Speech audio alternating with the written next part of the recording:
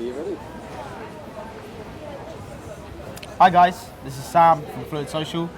I'm here joined by Owen again. You've already feeded off me once. My first ever client and my oldest and dearest friend.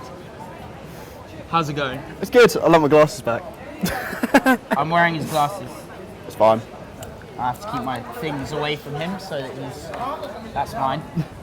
Alright, we'll let him have his Alright, that's fine. Alright, okay. But basically, I just wanted to catch up with Owen, see what he's been up to, because it's been a while since I saw him, and I know a lot of you guys have requested to see Owen again after you saw some of our transformation videos. So, what's been going on? What's life like?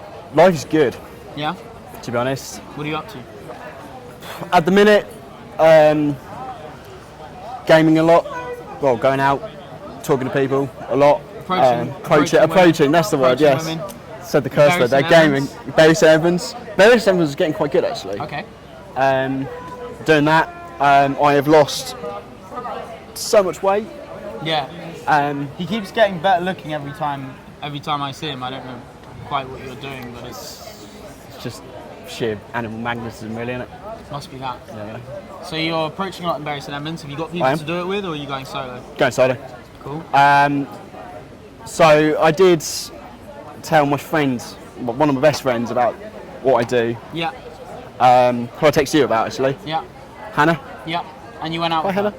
I went out with her, trying so hard to get her to approach guys. Mm-hmm. But anyway, I had a good time anyway. That's really interesting. So I think that's, again, like something that's not really explored when we talk about approaching and think about it. It's like women actually approaching men.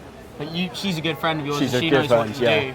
So that's a really cool step to have in the first place. For any guys out there, if you have girls that you can go out with and like actually do this with, it's really cool. It's really fun. So I mean, how that started was I told her about an approach that I did. I think it was in like a book shop, and she was like, "That's so cool. Why have you never told me this?" Yeah. Anyway, I bumped into her in Norwich, and as I did it, girl walks past, it's like, "So bear with me," off I went, and yeah, it sort of developed from that. Yeah. I tried so hard to get to approach someone. So what was like her perspective on it in terms of you were sitting down and you were like, "Hannah, why don't you go talk to him?" What did she say? Like, what was her opinion? It was quite interesting actually. So all the excuses that you probably hear on a daily basis, or I wouldn't know what to say, it's a bit weird, they're all coming from her. And I was sitting there saying, do it, it's normal. There's nothing better. It's better than flicking left or right on a phone. And I found that quite an interesting experience. I will get her to do it. But what did you feel like from her perspective? Because I know with guys it's like, I might get rejected, she might have a boyfriend. They don't want to have their kind of ego crushed by the feeling of rejection. With a girl, I think it's slightly different. It's almost more social pressure because it's so unusual for a woman to approach a man. So the way that I was trying to get her to do it was ask the guy a question. Can you just hold my bag for a second while I find something? And sort of instead of being super direct, just sort of being indirect and take it from there. Cool. It didn't happen. I will work on this. Next time she'll be here. Yeah, I was thinking, but she bring her along, man. But I was thinking, a really good one for a girl. I like the idea of them kind of going a bit more indirect. Yeah. I think, can you take a photo of me? Like, is the best approach for a girl to do. So if, for instance, she went up to a guy and said, "Excuse me, please can you just take a picture of me against that?" And then she kind of directs him. So she's That's like, not a bad one, "Yeah, I want to stand in front of this." So like, she poses and the guy can kind of help out, take a few pictures. Yeah. She can be like, "Can you get one over here?" And like, it's a really easy way for him to get involved. Even if he's quite a nervous, like not a fully confident guy, it's an easy way for him to actually get in the conversation. So it's the girl giving the guy the opportunity to actually have a really easy time with it, rather than it being him going in and struggling to make a conversation. She's giving him a really good entrance point. Yeah. I mean, I was trying to think of things that I find attractive when I'm talking to women and saying, "Look, do this." So I think one of them was like eye contact for about 3 seconds, then look down, which is something I've noticed girls doing, and do you know what, I really quite like that. Yeah. So I mean, I was just trying to give advice on best ways of doing things. It will happen. I will get her to do it. Yeah, it's good, man. I think as much as we can encourage women to do it as well, it's better for everyone because Because women actually want to be able to do it, and lots of them are like, actually, I go to a bar, I get dressed up, I turn up in a bar, I look at guys, and no one comes and approaches me, or the ones that do are just like trying too hard and they're a bit weird. So like, for women to learn, like, what is the best way to present yourself to a guy in order to get him to approach you? Yeah. Like, I think that's something that we can help women I've with. seen her flirt, mainly when she's drunk. She knows what she's doing, but it's just the social pressure of doing the day. Yeah. But yeah, definitely want to see more women do it. Cool. That'd be great. Yeah, I think the picture one, I mean, I've had a girl do that with me in Leicester Square. We were sat on that big statue in the middle, and she was sat higher than me, and she just came down, like, tapped me on the shoulder and was like, hey, can you take a picture of me against this? And I was like, that's smart. I don't know if she was hitting on me at the time, but I was like, that's smart. If she is, that's a good way to do it. I can't honestly ever think of an occasion when that's happened. Yep, it's only happened once, so that's not obviously a common thing, but I think that's a good way to do it. So, since we first started working together, which was like a couple of nearly years ago. 3 years ago now. 3 years ago. So I did another boot camp. I've been doing. When I was working solely for Kezia Noble. Yeah. You caught me just about when I'd started my business and I was working privately as well. Yeah. And that's how we kind of stayed in touch and started working together. But since that first time where we went out and we approached those two, the blonde one and the one that I ended up dating for a while, which was a really good night. What's changed since then? Everything. Yeah. Absolutely everything. My general ability to talk to anyone, I just feel like I can talk to anyone. Yeah. Actually, I do. I make a point of just talking to whoever, not just women, just anyone. I mean, I was walking past bloke cutting his hedges. I was like, that looks good. Yeah. And then 30-minute conversation. Yeah. So that's the biggest thing that's changed. It's just the ability to like deal with social situations. Yeah. Like being a good communicator. I think part of that's improved massively as well as your fashion. Like it's all of those things coming up together. Like you're better dressed, you're better groomed. Like you know what facial hair suits you, you know what haircut suits you. Your posture's better. Like, but what do you think? I guess in terms of mindset, to share with any guys out there that are looking to make that big improvement. Like, what has been some of the biggest like things that have changed when you're going about your daily life now? So meditation is, other than talking to this guy, meditation is probably one of the biggest things that I found has helped. Yeah, I mean, there's a certain technique, noting, where you observe that you've got a negative thought, and you just sort of, that's it. You just observe it. Let it's it be gone. there and sit with it. You're not because trying it does to get linger. rid of it or encourage it. You're just noticing it's there and then it disappears. Just let it linger and then it goes. Okay. That has been possibly one of the biggest things. But in terms of like banter, because you never used to like have this sense of like kind of banter where you're fucking around, you're like, I'll take your glass and you'll nip my phone. Like, I don't want to deconstruct like the way we communicate, but that is something that when I first met you, you wouldn't have the sort of wittiness to do that. So how do you think you've developed that sense of like playfulness that you have now? Like, I feel that is probably due to just doing approaching. Yeah. Pretty much. I have never been attacked from doing it. It's very good fun. That has been the biggest thing possible. I was going to say something. Mine's gone. Light bulb. Light bulb is not here. Where's the light bulb? Quick, go get that light bulb there. No, it's not working. No, that's all right. So the bit we were talking about like the biggest mindset shift that's changed from when you started to now. So you say just doing the approaches because you realise the worst case scenario, and you also see the best case scenario, which is that you end up meeting the girls. Worst case scenario, they're like, I'm not interested. Sorry. Yeah, pretty much. So how has that allowed you to like walk around your day with your fucking shoulders back, wearing the clothes you want to wear, having banter with anyone you see, and like being a stronger communicator? Like what do you think? I would say that's just due to experience. The more you do it, the more you learn, the more you feel better about yourself. Yeah. Again, getting myself into shape and having good posture has helped massively. Yeah. again, I work really quite hard at what I do in my professional life. So when I do go out, it's nice to sort of go out and express myself, Yeah. have a joke, have a laugh. Because I remember body language was something at the start as well, where it was like constantly like, right, shoulders back, There's a head up. yeah. Because it's So- like you don't notice yourself slipping into that, do you? When you're just like, Yeah, no, you don't. And then you've got to form the habit of every time you do it, of just correcting it, just being like That's- sitting up straight. The shoulders There's a back. video. Well, I can't watch our videos together because I just sit there and I was like, that's awful. And there's one where I'm literally like that, and I'm like, no, One of straight the up, early man. ones? Yeah, it's Yeah. probably one of the very first ones. I'm like that, and I'm sitting there thinking that looks awful. No I'm sorry, wonder. but I'm going to have to attach that video to this one. So when this comes you out, know which there's one I'm gonna be a talking link. about? Yeah, it's called Student Goes from 0 to Yes, 1. the one. Yes. Okay. Yeah. Well, you're going to have to rest your eyes on that for a while. Thanks, mate. Enjoy it. Now I wish I had an embarrassing picture of you. I'm sure you can dig something I can up. find something. Yeah. So, in terms of, I think it was important for you to take the focus off results, like thinking Yeah. just in terms of like, oh, why am I not having sex with every woman I talk to? Why am I not dating them all? That can be a dangerous mindset to fall into because it means that you're basing your internal sense of self-esteem on other people's opinions rather than on you taking action. So I think that was a big step forward for you when you were actually like, actually, this is much bigger than just results in sex. It's about me expressing myself, me authentically telling people what I think about them.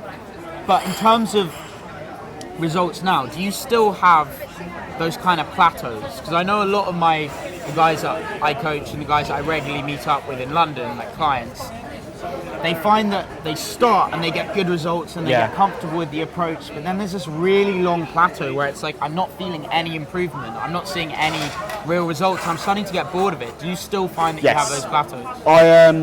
I had a massive plateau a few months back where I just wasn't getting anywhere. Loads of guys are going to Yeah, relate to this. so So I what had- is it? Just so that we could show the plateau everyone that or- everyone gets these. Yeah, what is that plateau? I knew exactly what I was supposed to do, and just couldn't bring myself to do it. I think it took me just saying hi to someone for me to go back into it. Yeah, it does happen. It's a mindset thing. So what about when you are, because sometimes when I was learning, I think for you as well, it's like even when you are approaching, sometimes you just feel like there's no passion there.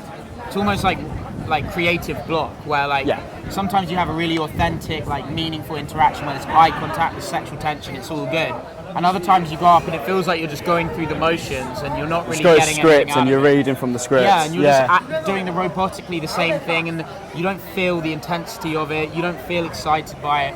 So, how do you come out of that? And do you relate to that as well? Yes, where I do. you are doing it, but it feels like you're just Yeah, I think the way that I combated that was I went back. So I wrote, when I first started doing this, I wrote loads and loads of notes.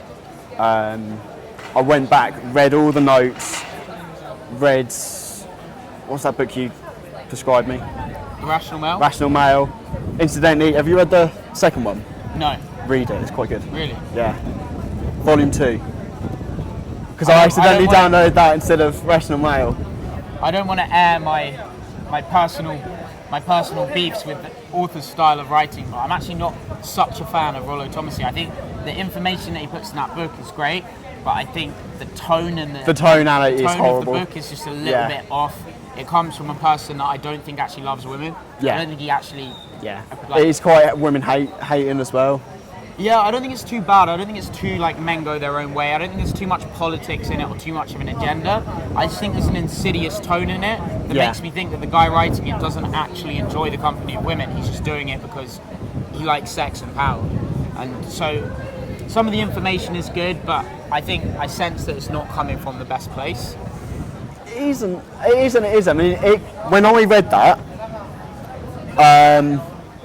there was a particular line in that was, "Women don't love men the same way." That destroyed me. Truly destroyed me. I didn't want to approach. I didn't want to talk to anyone. I just wanted to curl up in a ball because that really hurt me. What, the same way that men love women? Yeah.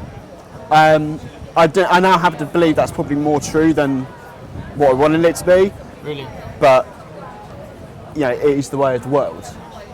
Do you mean like the conditionality of a woman's like love in terms of like a woman can can like you in the moment that you approach her because you come across as confident, and she figures you've got your shit together, and you kind of, there's a chemistry. But then maybe if you slack a little bit, there's a sense that it's the love is very conditional, and that can be a little upsetting for a lot of people. But I think it's actually, we've got to think about it sensibly and be like, look, women have to look after themselves. Yeah. They have to look after themselves. They've got a responsibility to themselves, their families, their future children. And if the guy that they originally met is no longer the way he was when she met him, then he's not fulfilling his role as the protector and the leader, and therefore why should she still love him? So it's our responsibility to keep the women. I had that exact same scenario not too long ago, actually, where I was with someone, it went really, really well. To be honest, I was quite prepared to marry her. She was awesome. I then had issues with work, and I got all hung up over work and what was happening at work, and I completely lost my shit. And yeah, we still speak, but it's not the same because I've lost that respect, because she became the sole focus of my day and my life, because I had jack shit else to do. Yeah. And can you send me some of the messages from that one? Was that one of the possibly, ones yeah. We've discussed that before. Yeah. So yeah, I mean, yeah, it's my fault. So essentially, the lesson there is that you don't want to demonstrate that you don't like the woman or you don't respect her. She just needs to know that you've got some mission or some purpose in the world that's bigger than her. And if you can demonstrate that, yes, you like her, yes, you want to spend time around her, yes, you appreciate her, but also, if she wasn't there, you would be all right, then you've hit that spot, that golden spot, where it's like she feels the attention, she feels the affection, but she knows she can support you in some endeavor that's bigger than your relationship. She knows that she can get behind you and help you to make a big change in the world in some way. That is the ambition of a lot of very attractive and feminine women, is to support a man in some big goal. I'm not saying all of them. I'm not saying that women don't want to go after big goals as well, and a lot of them do, but I would say the vast majority of very beautiful women want to get behind a man and support him to reach. I think that's been goal. My biggest learning curve so far. Is yes, I can easily attract women. It's easy to attract women. It's then maintaining it. Yeah. That's my next life lesson, is to figure that shit out. This is a big one as well. I've got a lot of clients that I'm talking to at the moment that are having this problem where they're messaging women and they're fine with the approach and everything, but when they start messaging them, it's almost like they're playing by the girl's rules. So they message a girl that they don't really mind either way, and it's kind of cool and it's a bit nonchalant, and it's like they're messaging when they want to. But then if it's a girl that they think is very hot, then they start getting soppy, sending too much information, asking too many questions. And the big lesson is you've got to play by your own authentic rules. You've got to play by the rules that you set, your values, how much you want to text. If you text in a very blunt and direct manner, you should not change that because the girl is more attractive. You've got to play by your own rules and not bend the rules because you think this girl is high value, because she can sense immediately that you're not being authentic. So it can be difficult to kind of leave a message for a couple of days when you don't have anything to say, but you've got to play the same rules for every girl, because if they feel like you're bending your own values to their agenda, then it's off the table. But incidentally, like I had a date 3-4 months ago with someone, incredibly rude. Decided no, I'm not going to see her again. Now I'm getting text messages saying, "Do you want to come out? Can I see you?" Yeah. I might go there. I don't know. I've decided yet. But yeah, it's weird. But that's again, like, that's actually something I wanted to talk about as well. But it's this idea that, like, regardless of how hot the woman is, you've also got to know what it is that you actually like in a woman. Yeah. Like, for instance, I'm a person that needs affection in any relationship. Even if it's a one-night stand or a long-term relationship, I need physical affection. Yeah. I need a girl to, like, give me physical, like, attention, affection. Yeah. And however hot or however great or intelligent a woman is, if you're missing one of those things that you need to feel fulfilled, then it's not going to work, and you have to address it. So that means losing a lot of these very hot women, because you're not going to be fulfilled if they don't give you attention in the way that works for you. and vice versa. Yeah. If you can't give them the attention in the way that they need, then the relationship's not going to It's work. reading that as well. It's trying to work out what they want or what makes them feel more attracted to you. Yep. Not gonna lie, sometimes I've struggled with that. But I'm getting there. It's a learning curve. Any time that I get a text message saying, don't think we should see each other anymore, I learn from that. So, a few years' time, it's gonna be life's gonna be easier. Yep. Incidentally, I'm now looking into doing a degree. Really pushing myself with that. What? Mental health. Oh yeah. Mental health we medicine. talked about it. That's in Birmingham, I think. Cool. But yeah, I mean, I'm 31. If we go by the Rolo Tomasi thing, 36, I'm gonna be in my prime. So I'm laughing. Yeah. For sure. For sure. So you're in this position now where you can kind of approach anyone and you talk to a lot of people in the day. Yeah. And you're much more like extroverted and gregarious than you were when I first met you. So what do you think now? Like, how do you keep improving? Because there's never, I don't know, did you ever feel like there's a point where you get to and you're just like, okay, it's done? How do you mean? Like, do you ever feel like it's just, you don't need to learn anymore? Like, I don't think you can ever not stop learning. Okay. I've still got hang-ups with talking to mother and daughters. I'm going to work on that. I used to have a hang-up on talking to groups. I can do that now. I just got to push myself. And I think that's probably the same for everyone. Just, okay, you don't like doing something then, keep trying, and eventually it'll feel normal.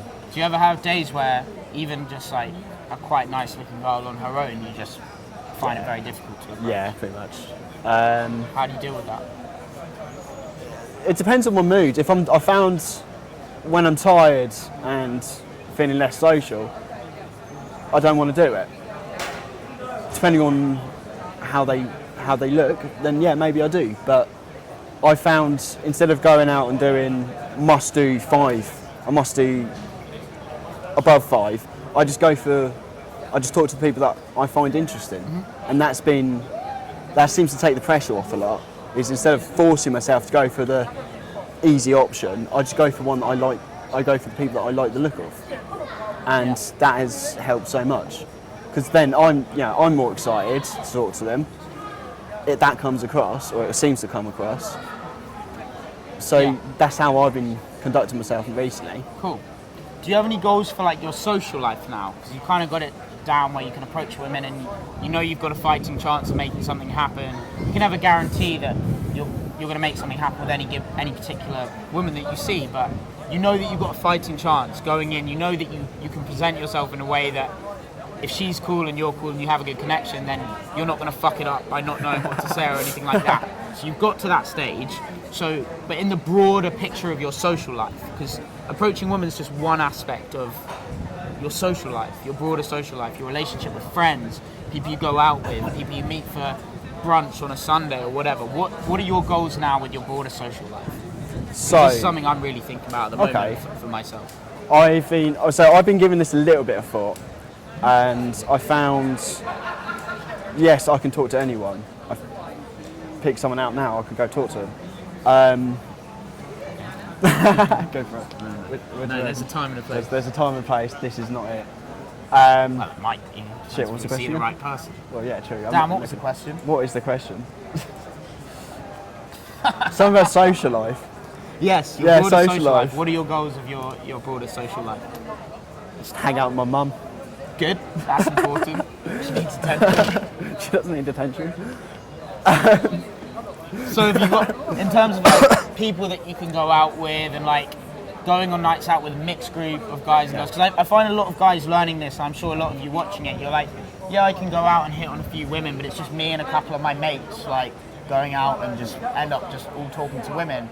And I think there's better ways to do nights. You're better off going out with 4 good guy friends and like 6 or 7 good girlfriends and actually fucking sitting down, having drinks, loving each other. The girls know what you're up to. Some of them are maybe dating or fucking. Others of them are just friends. And it's actually a fun night out. It's that picture of a fun social night out. So I've become very selective of my friends. Because Okay. I found that a lot of people try and fuck with you in little silly ways. Yeah. So I'm very selective of who my friends are.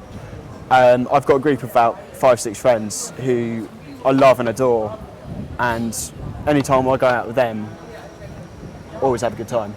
Cool. So that's how I've got it at the minute. How I'm going to build up from that, I'm not sure. Watch this space.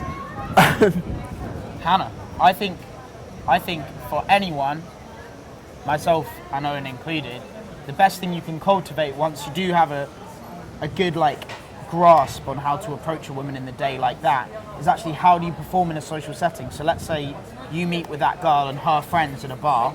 Can you conduct yourself in a way where they're like, yeah, he's charming, he's a cool guy, she's done well. Like, can you conduct yourself in that way? Or are you still kind of like cozying up with her and not really knowing how to talk to the friends? Like, can you deal with those social situations and just relax and be comfortable in your own presence, entertaining a group? That's a fucking skill that is incredibly underappreciated. It's weird you say that, because I, upon further reflection with some of the girls I've dated, I got made to meet their friends, and I was literally like this. I was like, I don't want to talk to them, don't want to talk to them. And that's, thinking back there, that's silly. Why can't you be yourself with anyone? Yeah. So It's a mentality of feeling like you still have to impress the girl that you're with. Yeah. And any pressure to impress her, it's like, now there's more pressure on if I make a social error, now there's all these people to judge me rather than just one. But the solution to that is putting yourself in those situations and actually just freewheeling, not worrying about asking the wrong questions. Like if you're with a group of friends and you just say, so how did you guys meet each other? Oh, that's really interesting. What are you studying? You know, actually just having that small talk. Sometimes social faking, which is a term we use in ABA, that when I used to work with students with learning difficulties, there was a lot of terminology, and social faking is one that really stood out because it means actually being able to conduct small talk. There is a time and a place for small talk where it's actually the socially intelligent thing to do. If you're at a party and there's a lot of people you don't really know, to ask them like what they're doing in life, how's everything going at university. There's a time and a place for that. You know, a lot of guys think, no, you've got to be like forward in section and stuff, and so they wouldn't ask those questions. They'd stay silent. I think the but power then they look of, like a sociopath. yeah. So power of like curiosity has seemed to be the one thing that's really worked. So you speak to someone and you get curious about aspects of their life. People like talking about themselves. yeah, So you know, just be curious about anything and everything. That has helped a lot with me. I think that's something that you put me on. Is just like be curious. yeah. You've got to have a childlike enthusiasm about everything the world throws at you. How are my glasses working?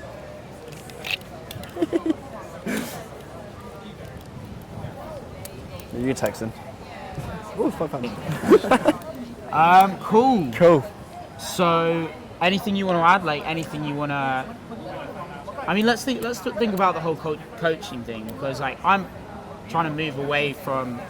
I don't really consider myself in the industry that as everyone talks about it, because I've always thought that what I'm trying to convey and what I'm trying to teach is about communication. It's about like how do you become a stronger communicator so that you can deal with any social situation, and not just about how do you fuck more women in the day. Yeah. So like trying to move away from all that terminology, and the industry kind of sucks you in, and I'm trying to like get out and position myself in the realm of communication and not pick up. I'm bored of PUA. Yeah. I'm quite bored of it. So in terms of coaching, what do you think is the best way if anyone wants to like get better at communication, at being around people, at being charismatic, about being socially intelligent, about dealing with family and friends and everything like that, just strong communication?